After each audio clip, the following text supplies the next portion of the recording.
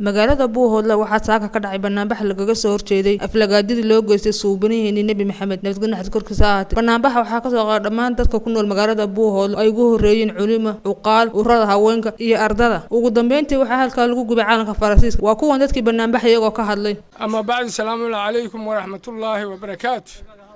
Allahu akbar Allahu akbar Allahu akbar waxaynu isugu soo baxnay inaynu dareenkeena muujino inagoo ka dhiidhisan aflagaadadii gaalka buuriyada leh buuriye qabkii nabigeena u geystay calayhi salaatu wasalaam haddaynan wax kale tari karayn inaynu dareenkeena muujino weey inaynu ka xunnahay oo layna ku gafay oo diinteennii lagu gafay oo nabigeennii lagu gafay inaynu muujino ayaynu isugu soo baxnay هذا قالك مكرون فرنسيسكا لليه هو حكومة أفلقادي وقايستي نبي محمد مينو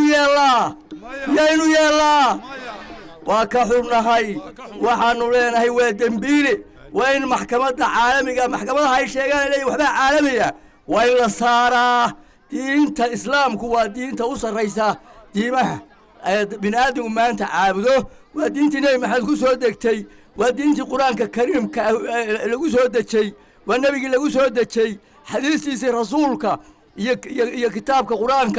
يا يسقى وآمن سنه وكحنا يا فلقاتو يا الظهر لو جيستو هذا نايدك غير بوهول غير عيمد وأرنتا يا قالك الله الحمد لله يو فرانسيسكو هدعو قال الله حجبيو عدو قال الله حجبيو دينتنا كر الله كدغو waxayna ma yeeli karo Faransiiska iyo wixii la mid toona waxayna yeeli karaan ma jirto Ilaahay baa rasuulkeena fadilay ummadiisana inuu nahay goblan maaha inagu ina dhalay muslimiinta adduunka daafihiisa ku wada nool boqolkiiba waa boqol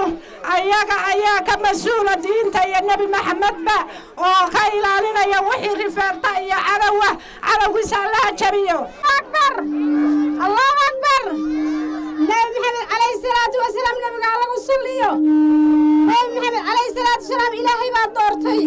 Ilaahay baa sabca samaawaad khalqigiisa oo ka doortay Ilaahay baa inna kafaynaaka almustahzi'in Ilaahay baa doortay إذن وحما يالي كرتو نكي وحكا شاغنين علي ساسي أفكيسا كتاغا إلهي باوسي يادني عذابك كلما نضجت جلودهم بدلناهم جلودا غيرها ليذوقوا العذاب إلهي بعذاب السيادني أدون كان الله باكو قوينيا إلهي باكو شرشريا آخرا إلهي باكو عذابيا مزق الله كل ممزق إلهي سبحانه وتعالى سكر يا الله نعم هذا إلهي باعسيي ربه وسلامه عليه aflagaadada loo geystay ee gaalka weyn oo hurada weyn leh ee baarada weyn lagu geystay baynu waxa leeyahay inuu dareenkeena muujino baynu halkan isugu nimid marka gaalka Ilaahay waxaynu weydiinaynaa calaamad degdegan Ilaahay ka muujiyo calaamad degdegan Ilaahay ka muujiyo inuu weydiinaa tabaaraka wa taala in kale waxa weeye